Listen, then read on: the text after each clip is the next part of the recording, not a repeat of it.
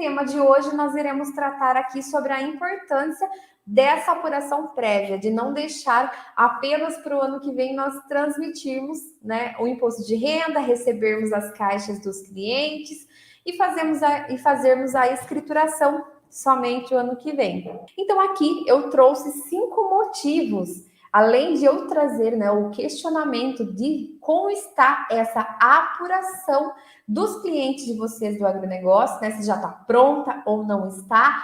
Se você vai começar agora, então corre, porque ainda dá tempo. A gente tem 3, basicamente aí, ó, são 2 meses e meio no ano para a gente conseguir efetivar, para que 31/12 a apuração esteja pronta. Não deixe para o ano que vem, né, começar a fazer uma escrituração ano que vem, sendo que você tem que fazer esse ano, porque tem muita água. Eu falo, né, eu até brinquei com ele, falei com esse cliente hoje, eu falei o seguinte, viu? Eu falei, nossa, seu ano, cada mês do seu ano parece que tem 300 dias, porque acontece muita coisa em um mês. Então, da apuração que nós fizemos o mês passado para esse mês, teve muita alteração, né? Teve muito valor que mudou. Então, o que a gente estava planejando realmente é muito bacana que quando você constrói ali o planejamento de safra para os próximos meses, você vai acompanhando mensalmente o que efetivamente aconteceu. E quando você vê, né? Você já está há vários meses fazendo isso, você vê que realmente as coisas, os valores que você está planejando, né? Você começa a ver que realmente estão efetivando de uma maneira bem correta. Então, tudo que a gente está planejando vai dar certo para esse ano. Ele vai conseguir tomar redução tributária aí de maneira lista. Eu sempre prezo aqui para vocês, de maneira lista. Não incentivem os clientes de vocês a fazerem nada que esteja contra a legislação. Vocês devem seguir a legislação à risca, mas existem benefícios fiscais que vocês podem aproveitar. Então é muito bacana esse acompanhamento mensal, porque o que acontece, você vê a coisa realmente acontecendo. Então hoje, 5 passos. Quais são os 5 motivos, na verdade, para você ter essa escrituração já em dia? O primeiro deles, nós falamos ontem, lá no plano de ação, sobre a escrituração do livro caixa, sobre a obrigatoriedade do livro caixa. Vamos hoje partir do pressuposto que já é seu cliente, né? Você já vem fazendo dele há alguns anos, então você já sabe aí se ele é obrigado ou não ao livro caixa. Se os anos anteriores ele foi obrigado, a não ser que ele teve uma redução muito grande na quantidade de áreas, ou então teve frustração de safra, ou a quantidade de produtividade dele diminuiu muito, né? Então isso faz com que ele deixe de ser obrigado. Mas eu sempre falo assim, ó, o produtor rural ele entrou na obrigatoriedade do livro caixa, ele vai continuar, a não ser que aconteça aí uma frustração de safra, ou então uma diminuição de área, diminuição da produtividade, pois ele se renova ano a ano. Não é porque você enviou o livro caixa há um ano que você tem que enviar todos os outros.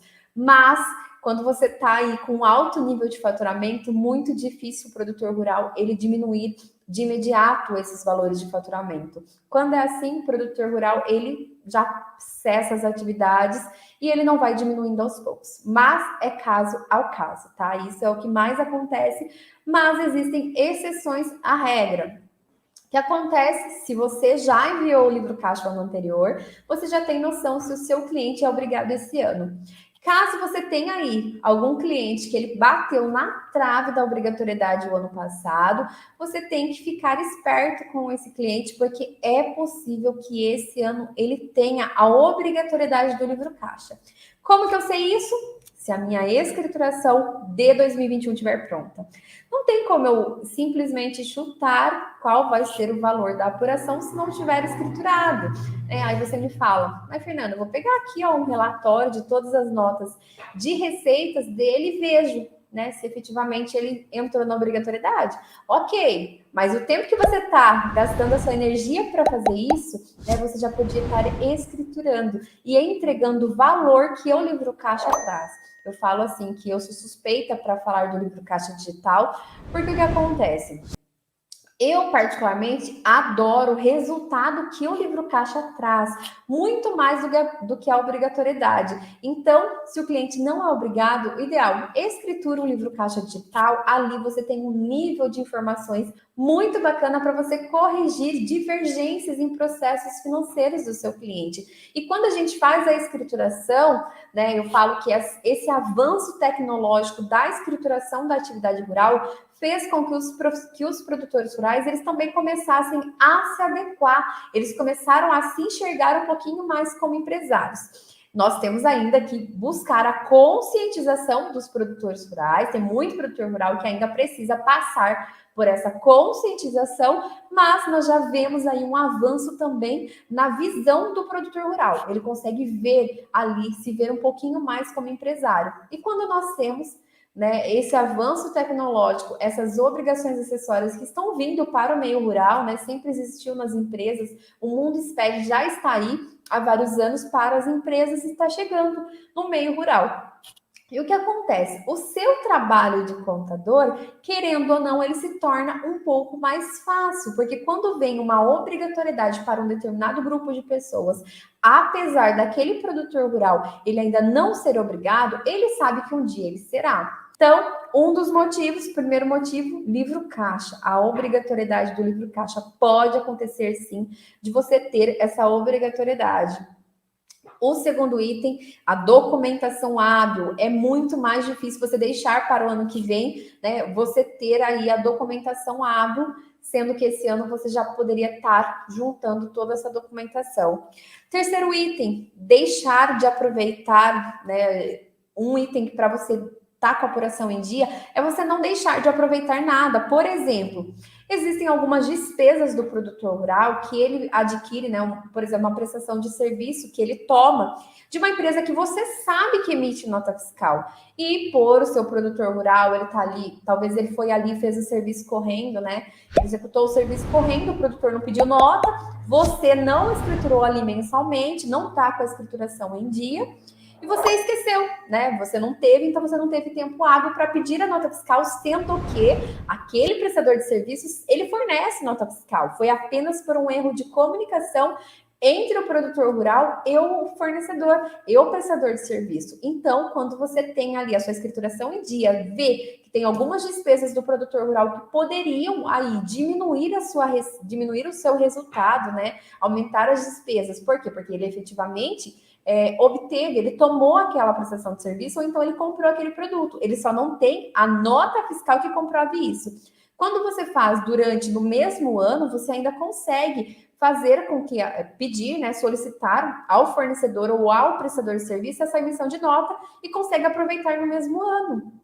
Imagina para você deixar para o ano que vem, você vê ali que tem uma nota, muitas das vezes essas notas são de valor alto e poderiam sim fazer uma diferença enorme na apuração do produtor rural.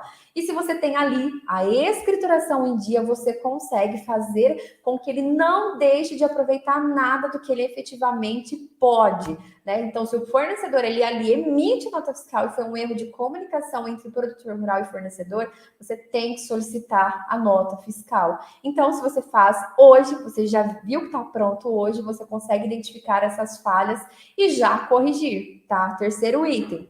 O quarto item é planejamento tributário. Já venho falando para vocês aqui sobre o planejamento tributário, igual esse cliente. É essencial que você tenha mapeado, já tenha escriturado todas as suas receitas, todas as suas despesas no ano. Você já tenha mapeado também quanto que vai ter de custeio agrícola, de juros de custeio agrícola, né? Eu já falei lá no meu feed, teve um post que eu falei, né, que uma dúvida muito comum é a questão de custeio. Será que eu posso deduzir o custeio da minha atividade rural? O custeio, não. Por quê? Porque é um capital, você está devolvendo o capital. Você pegou um capital do banco, né, para você custear ali a sua atividade, você está devolvendo. Mas todos os juros, a taxa administrativa daquele custeio, você pode deduzir sim.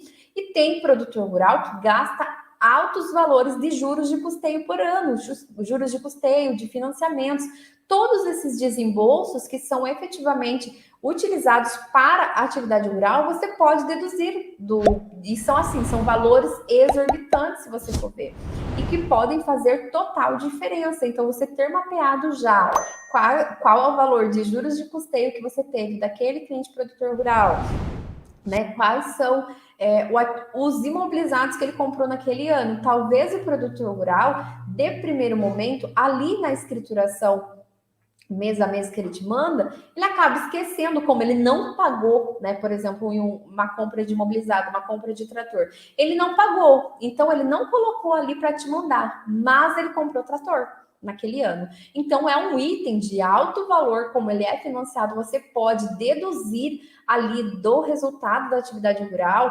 Então, se ele não te mandou, quando você tem esse contato, se você tem esse planejamento tributário com ele já consegue te passar essas informações, não deixar para o ano que vem. Então, quarto item que vocês têm ali, né, porquê de você estar com a escrituração em dia, é o planejamento tributário. Quinto item, estar mais próximo ao seu cliente.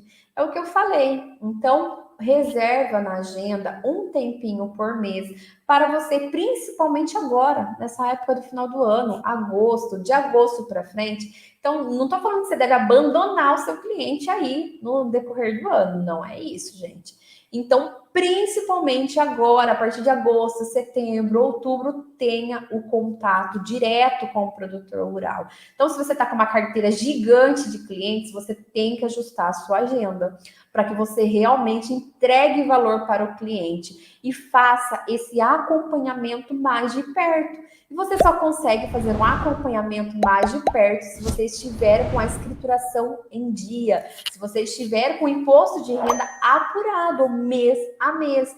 Então, resumindo aqui, primeiro motivo de você estar com a apuração em dia, livro caixa. Você pode entrar numa obrigatoriedade e não conseguir comprovar esses documentos no ano que vem. Então, a obrigatoriedade do livro caixa, né? Então a gente passa aí de fazer pelo amor e começa a fazer pela dor. Então, obrigatoriedade do livro caixa. Segundo item, documentação hábil.